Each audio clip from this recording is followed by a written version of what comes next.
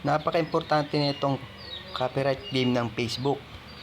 Kaya kailangan, bago kayo mag-post, titignan nyo muna kung meron kayong copyright claim. Kasi, kung meron pa kayong copyright claim na hindi nyo nabubura, hindi kayo ipopromote ni FB. Kasi, iniisip niya na parang baliwala lang sa inyo, na post lang kayo ng post, tapos yung copyright claim nyo, hindi nyo man lang yung tinitignan. Iisipin ni Facebook page na parang wala lang sa inyo, post lang kayo ng post. Kaya kailangan, importante, delete nyo yung copyright claim para at kailangan maingat kayo. Kaya punta tayo sa may Facebook. Tapos dito sa may tatlo, tuldok. Then sa may page.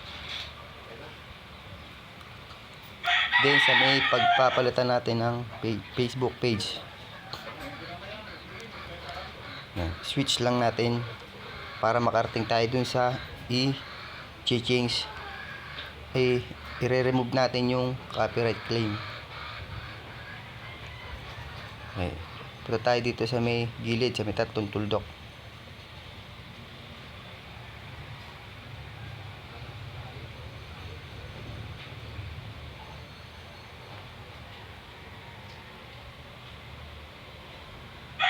Ito.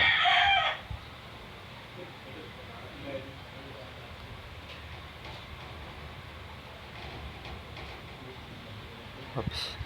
Medyo maano. Yan, dito tayo.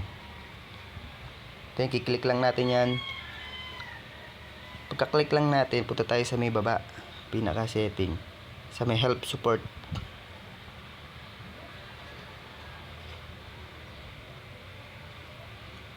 Help support. Then, sa may support inbox. Diyan natin makikita yung copyright claim na hindi mo alam na copyright claim ka pala. Copyright, copy song. Kailangan talagang matanggal yan. I-remove natin yan kung paano i-remove. Tapos you alert.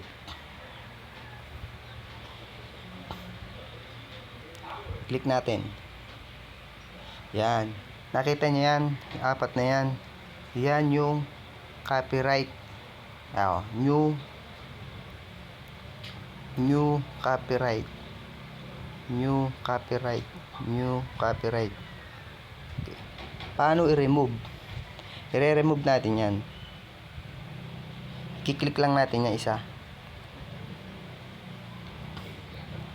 Then, dito tayo sa may see detail. Click natin see detail. Then, continue. And then, continue. Then, continue. Tapos, yan. Accept changes, submit, dispute, or remove. Kung, ayan. Ito ang i-click natin. Ito.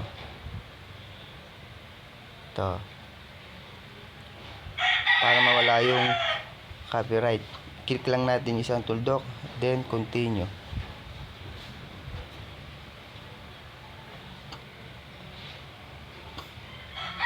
Tapos delete video.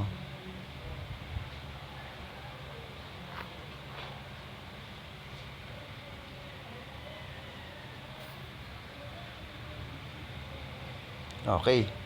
Your video was removed. Close. Titignan natin. Oops, nabura na yan.